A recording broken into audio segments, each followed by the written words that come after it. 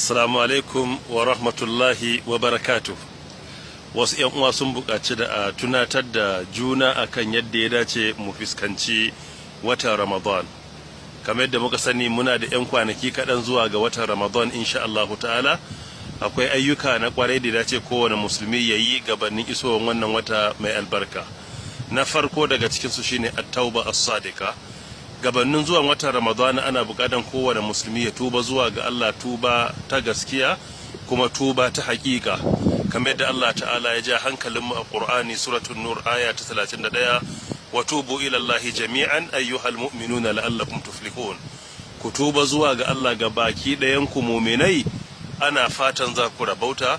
Kuma annabi Muhammad tsira da aminci su tabbata a gare shi a hadisi na Muslim, hadisi na 2702 yana cewa ayyuhan nas tubu ila Allah wa astaghfiru fa inni qad atubu ila Allah wa astaghfiru fi yawmin 100 marra. Ya ku mutane, ku tuba zuwa ga Allah, ku nemi gafaran zunubanku. Ku sani ina tuba zuwa ga Allah, ina neman gafaran zunubaina a kowane wuni sau 100. Idan musulmi ya kasance bai tuba zuwa ga Allah ba, yana iya waye azumin ba a karba ba, ko ya azumin ayyuka su kare a biyan bashi. Tuba na farko na zunubai shine tsakanin mutum da Allah subhanahu wata'ala. Tuba na biyu tsakanin mutum da sauran 'yan uwansa. Mutum watakila ya ci haƙƙin iyalinsa ko 'ya'yansa ko makwabtansa ko dabbobinsa ko abokanansa ko wasu wanda yake rayuwa da su daga nesa.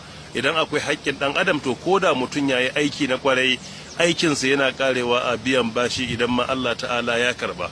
Kada mu manta da hadisi sananne, hadisi na Muslim rahmatullahi alai, hadisi da yake na 2581 da annabi tsira da aminci su tabbata gare shi ke cewa atadruna manil muflis. Sahabbai kun san waye matsiyaci? Sahabbai suka ce al-muflis fina man la dirham lahu wala mata.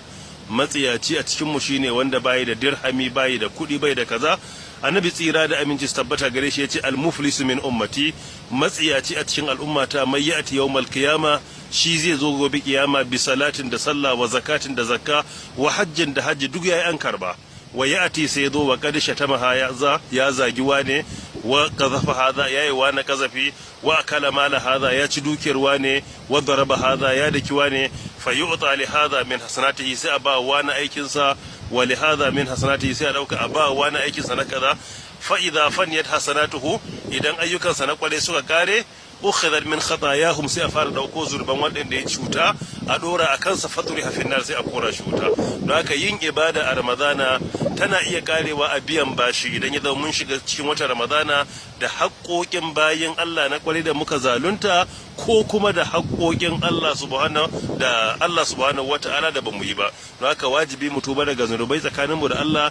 Duk wanda ke da haƙƙi mu kiyaye a musulunci, hatta kuliyar da ke gidanka na da haƙƙi akan ka, wajibi ka kiyaye. Na biyu daga cikin muhimman abubuwa akwai azumi na nafila a watan Sha'bana. Ga hadisi da yake na Imam Nasa'i rahmatullahi alai, hadisi na 2357 da annabi tsira da aminci sabbata a gare shi Usama ibn Zaid yake tambayarsa akan yawan azumi da yake a watan Sha'ban. Manzon Allah san ke cewa zalika shahrun yaghfulu an-nasu anhu bayna Rajab wa Ramadan. Watan Sha'ban wata ne da jama'a ke gafala daga yin azumin nafila iya tsakanin Rajab da Ramadana. Annabi ke cewa fi shaharun fihi turfa'u al-a'malu ila rabbil alamin. Wata ne da ake daukan ayyuka na kware akai su wurin Allah.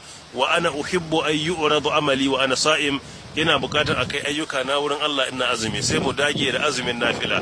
Na uku addu'a, mu dage da yin addu'a, saboda salafun salih radiyallahu anhum, magabatan mu na kware sukan yi addu'a wata 6 ga watan Ramadana, gabanin watan Ramadan da wata 6 su ce Allahumma ballighna Ramadan.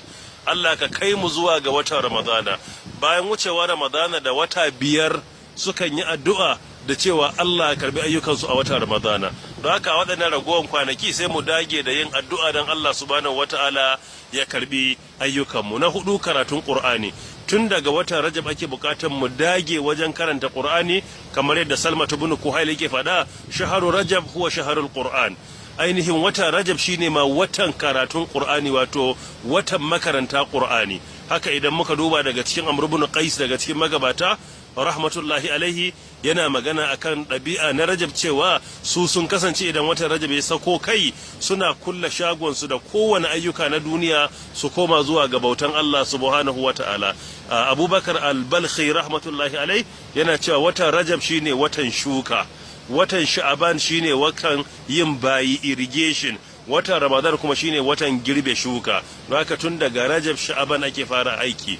Sannan gaba na gaba daga cikin muhimman abubuwa na biyar kenan shine aljulus ma al-ahl, mu rika zama da iyalanmu likai nu'allimahum ahkamas siyam, don mu karantar da su yadda ake yin azumi. Al'amari ne mai muhimmanci. Na shida, mu dage matuƙa da gaske ya zama mun takaita ayyuka a watan ramadana don mu zama mun fuskanci Allah subhanahu wataala. Ina nufin ayyuka na duniya. Idan mutum ma'aikaci ne zai iya ɗaukan hutu, idan ɗan kasuwa ne zai iya rage ayyuka. Shi yasa magabatanmu suka kasance sukan kulle shagunansu a watan rajab da ramadana don su samu yalwataccen lokaci su bauta wa Allah subhanahu wataala. Muna roƙon Allah ya kai mu watan ramadana cikin imani, ya karbi ayyukanmu, ya sa mu dace. Wassalamu alaikum wa rahmatullahi wa barakatuhu, wallahu ta'ala a'lam.